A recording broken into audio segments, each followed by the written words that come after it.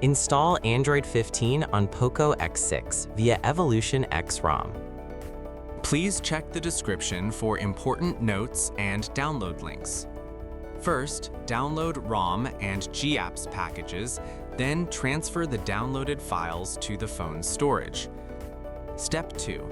Boot your device into TWRP recovery. Step 3.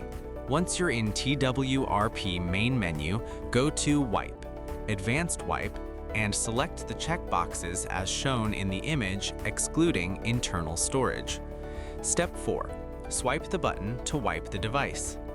Step 5. Go back to the Recovery main menu and tap on the Install button.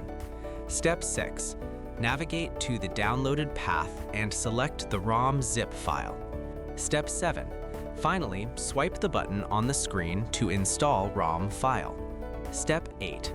Once the ROM installation finishes, return to the main menu and install the GApps zip package in the same manner.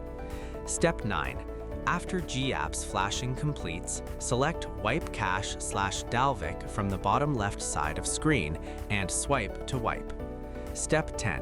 When the wiping process is completed, hit Reboot System. That's it! You have successfully installed the ROM on your device.